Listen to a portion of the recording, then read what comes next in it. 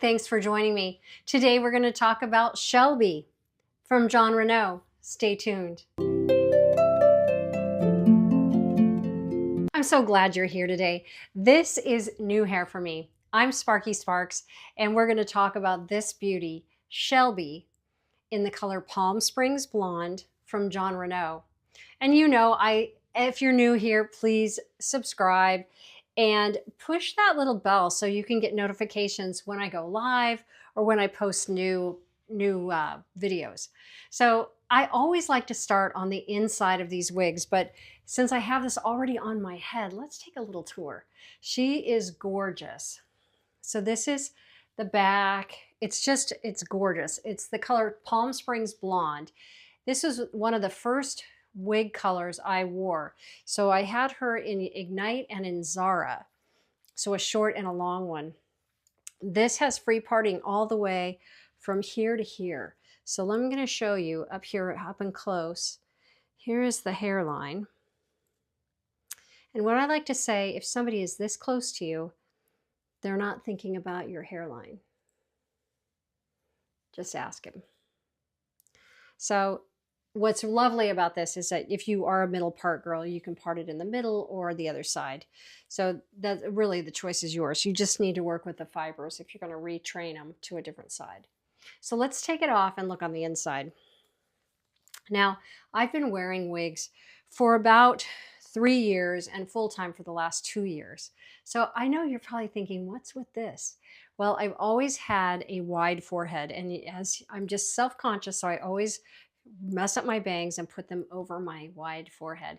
And I like to call it an 8 head. 8 fingers of mine can fit between my brow bone and my hairline, or at least that's what I like to say. To look natural in a wig, you need it to be 4 fingers. So we're going to talk about that in a minute on how to place a wig. So if you're new here, you're in the right place because I'm going to help you make your wig look like it's supposed to be on your head. And I know a lot of you struggle. I struggled for a long time trying to figure out how to do this wig thing. So I wrote a book, and the book's for you because in the back, it has a how-to guide. You can take notes, you can write little notes to yourself, and you can refer to it over and over again. I can't tell you how many times, if you're like me, I struggled through video after video trying to figure out, well, what did she say? How did she say? Pause. I'm trying to push the pause button and try to figure out where to put the wig and how to do the wig. So the book is simple. It's a quick read, and it'll give you a reference and a place to just open up, and you can look at it over and over again until you get it. And once you get this, you'll feel confident, and you'll do this over and over again. And you may be like me, where you're wearing different colors and different styles all the time. So I'm excited for you because this is a really great journey, and this has brought me tons of confidence and has just been a game changer. I've met people through the Wig Sister community, and welcome. You're in the right place. So let's talk about wigs.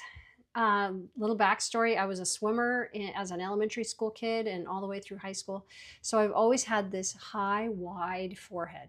It's always been something I've been just hated. So I've always done this. You'll see me do this all the time if I take off my wig. I know I have my own hair. People always tell me, oh, just wear your own hair. It's so cute. No, it's not. Let's not. When I can put on perfect hair, I'd rather put on a wig and not have to do anything, because to go out, I'd need to probably put some product in here and style it and damage it. I'm done with that. I'm at that age where it's like, yeah, put on a wig cap and let's go. So this is how I've started this new chapter of my life, basically. I have a website also called An Affair with Hair, and you'll see that here. I'll put it up here so you see. Now, to wear a wig, how do we do it? What do we do? Well, we're going to start with this wig, Shelby, and she's by Jon Renau. I'm going to show you the inside. So it has this whole free parting space. This is hand tied, and this is what gives it the illusion of scalp, because this is all just clear, right? And it looks like your head. In the back, this is what's called open wefted. It's stretchy. These are adjusters, and you can just pick them up and move them over to be tighter if you want.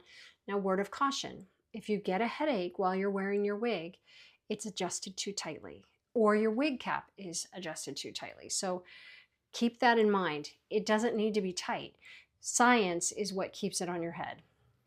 So we'll go into that in a minute. Now, here, when you get the wig out of the box, give her a shake. She's going to shed a little bit. You might see hairs on me because it sheds, and that's natural. Don't worry about it. Then we're going to find a wig cap, wig grip. I love this one, and if you're interested in it, you can drop a comment. I'll give you the link. It's a cap that's comfortable. I put it on like a swim cap, and I set it up so the part's over here on the left. Any kind of wig cap, wig grip that is comfortable, that you can adjust. Like this has Velcro adjustment right here. It's not too tight. This has velvet here, and the velvet is the science part. It feels like a cat tongue going this way. If it's the wrong inside out, it would be smooth going this way, and then the wig will fall off. So you want this grip, this velvet, to be rough going away from your nose, and that's what's going to keep the wig in place. Now, when you put on your wig, you're going to hold on to the tags in the back, right here with your thumbs, and you're going to dive your forehead in, and you're going to try to land, I like to say, your eyebrow bone, this bone right here, on the lace, or the lace on the bone. Because if you try to get it in the perfect place, you're going to miss, and then the cap's going to come off, and you might get frustrated. So trust me, land it on the eyebrow bone. Now, a lot of you guys are going to say, I don't have eyebrows. Okay, but you have a bone. So try to land it on the bone. It doesn't need to be below the bone, but just use this bone to grab that lace. And this is how it looks to put on. So I've got it around my eyebrow bone, and I'm pulling it down in the back, and I flip up, and this is very common. So when you first put on your very first wig, you're going to look at it and you're going to say, Sparky, not for me. Do we have a forehead? No, we don't. So we need to adjust. On either side are little ear tabs, and you can see how I picked it up very gently. I don't want to pull on the lace, and I make sure that the temples are on either side, and then I want 4 fingers from my bone to the hairline. That looks like 4 fingers, right? And when in doubt, take a picture of yourself, and you will see whether you've landed in the right place. And this wig I can part anywhere, so I'm just kind of messing around with the part.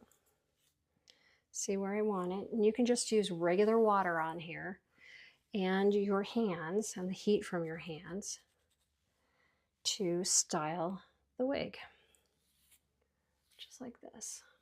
Now, let's see if we got it on right. So we're going to make sure we pulled it down in the back, and we want to make sure that the tag that is attached to the wig is not sticking out. So you may want to cut that tag off, but you can see here it should be pretty flush. I don't have a mirror that I'm looking in, so you will know, and you can comment if my hair is sticking out. So this is how easy it was to put on. And I can change the part line. I can wear this off my head like this if I want. Now, some of you are going to say, you know, Sparky, I have short hair. I don't really need a wig cap. And so I'm going to show you what happens if you don't wear a wig cap. Just because I want you to know. I was the same. I thought, I've got short hair. Who needs to bother with that extra step? I'll just put it on and put it on like I would a wig cap. So I'm going to put it on for you and wear it without a wig cap. And I'm going to show you why not to do that. So here I've got it on. Now I'm going to go through the day, and people are going to compliment my hair, and I'm going to put it behind my ears like this, and I might go like this and touch my hair. Now I can't feel anything happening, but I can see in the camera, you've already seen what happened. It moved. So if the hair moves, it gives it away immediately. Not that you're trying to get over on somebody, but you don't need to have this happening. It just doesn't look right. And then you're going to be constantly moving it around. And as you move it around, you cause friction on your own hair, which can cause rubbing, which can cause hair thinning, which can cause hair loss. And then we're in this huge spiral, right? So instead of going through that process, trust me, get a nice wig cap, wig grip, It also holds all of this in here so it's not poking out and giving you away that way. So some people think, oh, I'll just comb some of my own hair. This is like what we used to do with old wigs and falls. We'd pull out our own hair and comb it over to hide the edge. But we don't have to hide an edge anymore, because I'm going to show you that again. So again, we're going to put this back on. And I'm going to show you there is no edge to comb over. There's the edge. It's lace. So let me pull it up a little bit. You can see how that is? And that just goes right there. So it disappears on your head. And if you're having trouble, reach out, let me know. There's a huge wig support system with all these wig sisters. Wigs have become a fashion now. So if you have long hair, put your scissors down, girl. Don't cut off your hair. You can wear this wig, or you can wear a really short pixie wig. Yes, your hair, your long hair will fit up in this. I have a video on that where I have a long wig on that I fit up into a short pixie. So yes, you can wear a wig.